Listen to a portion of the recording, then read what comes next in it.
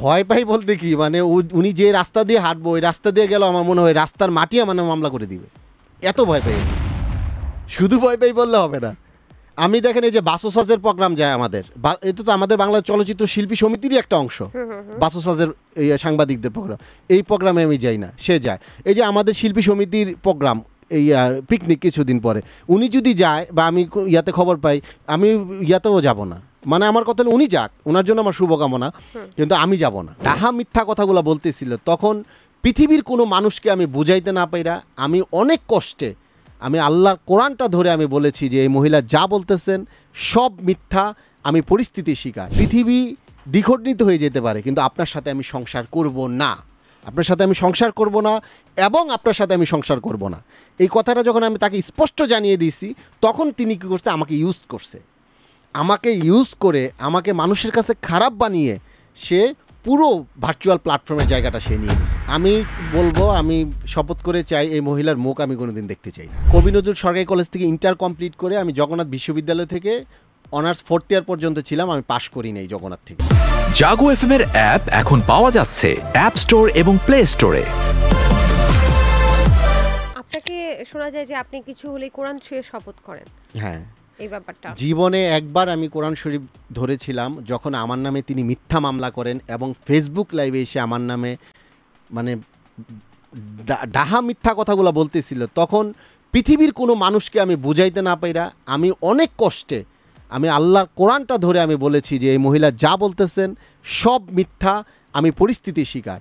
আমি আপনাকে বলি, মুসলমানদের এত বড় কলিজা হয়ে যায় নাই যে মিথ্যা কথা সে কোরআন স্পর্শ করে বলবে। আপনি কি আমাকে বলবেন যে এই মুহূর্তে যদি আপনাকে সর্বশেষবার কোরআন ছুঁয়ে শপথ করার জন্য বলা হয় তাহলে আপনি কি শপথটা করবেন? এখন কোরআন শপথ করে যদি আমাকে কোন ব্যাপারে বলা হয়, যে কোনো কিছু, যে আপনি এই ধরনের শপথ করবেন যে এই বিষয়টার কখনো চান না বা এরকম কিছু, আমি বলবো আমি শপথ করে চাই এই মহিলার মুখ আমি কোনোদিন দেখতে চাই না। আচ্ছা, আমার কোনো কারণেই দেন আপনার এখানে আসার আগে আমি আশেপাশে বহুত দিন জায়গায় আমি তাকাইতে আসছি যে কোনো দিন এই মহিলারা ছায়াটায় আছে। মানে আপনি কি বর্ষা চৌধুরীকে ভূতের মতো ভয় পান? মানে ভয় পাই বলতে কি মানে উনি যে রাস্তা দিয়ে হাঁটবো ওই রাস্তা দিয়ে গেল আমার মনে হয় রাস্তার মাটি আমার মামলা করে দিবে, এত ভয় পাই আমি। শুধু ভয় পাই বললে হবে না।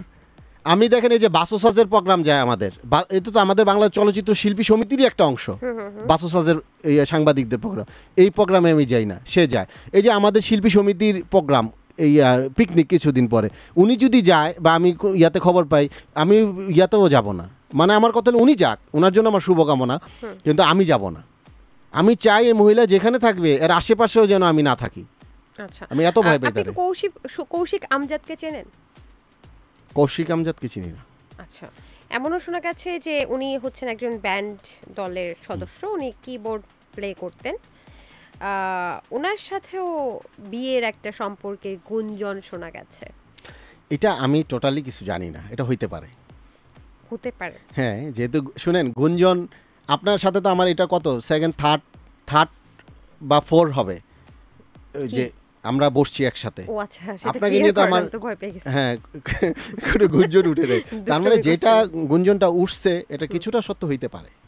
আচ্ছা আচ্ছা আচ্ছা, সেক্ষেত্রে একটা বিষয় শোনা গেছে যে বর্ষা চৌধুরী আপনি বলেছিলেন আপনাকে ভুলিয়ে ভালিয়ে বিয়ে করেছে। না, আমাকে মায়ায় ফেলে বিয়ে করেছে। আচ্ছা, আমি যখন অসুস্থ আমার গোয়ার ছবির শুটিং করি, সেই শুটিং স্পট থেকে আমার ছবির ডিরেক্টর রকিবুল আলম রকিব এবং মিশা সদাগর ওই ইয়াতে আপনার শুটিং স্পট থেকে আমাকে সে উনি 2টা হসপিটালে নিয়ে যায়। এরপর ওনার বাসায় আমাকে নিয়ে আসে, যাত্রাবাড়ি বাসায় এনে উনি আমাকে 10 মিনিট পর পর আমার প্রেশার মাপে, আমার ভিপি মাপে, আমার মাথায় আপনার পানি দিচ্ছে, আমার পা মেসেজ করে দিচ্ছে। উনি আমাকে আমি মানে চরম লেভেলের উনি আমাকে যত্ন করে। আমি ওনার মায়ে পড়ে গেছি। এর পরের দিন সকালেই ওনার মা সবাই এসে বলতেছে যে তাহলে বিয়েটা হয়ে যাক। এমন ঘটনা ঘটেছিল যে ওই দিন রাতে আপনারা আলাদা হলেন এবং ওই দিন রাতেই মামলাটা করতে হলো? আপনি বলছেন আপনি তাকে মারেননি, তাহলে কি এমন ঘটনার কারণে ওই দিন রাতেই মামলাটা হলো? এইটার একটা স্পষ্ট কথা হচ্ছে, ওনাকে আমি স্পষ্ট জানিয়ে দিয়েছি যে পৃথিবী এক হইতে পারে, সাগর আর পানি আর তেল এক হইতে পারে, পৃথিবী দ্বিখণ্ডিত হয়ে যেতে পারে, কিন্তু আপনার সাথে আমি সংসার করব না। আপনার সাথে আমি সংসার করব না এবং আপনার সাথে আমি সংসার করব না। এই কথাটা যখন আমি তাকে স্পষ্ট জানিয়ে দিয়েছি, তখন তিনি কী করছে, আমাকে ইউজ করছে। আমাকে ইউজ করে আমাকে মানুষের কাছে খারাপ বানিয়ে সে পুরো ভার্চুয়াল প্ল্যাটফর্মের জায়গাটা সে নিয়ে নিছে। আচ্ছা, জাতি জানতে চায় যে আপনার এডুকেশনাল কোয়ালিফিকেশন কি? আমি কবি নজরুল সরকারি কলেজ থেকে ইন্টার কমপ্লিট করে আমি জগন্নাথ বিশ্ববিদ্যালয় থেকে অনার্স 4th ইয়ার পর্যন্ত ছিলাম। আমি পাশ করি নাই জগন্নাথ থেকে। আচ্ছা, কোন সাবজেক্টে? আমি রাষ্ট্রবিজ্ঞানে।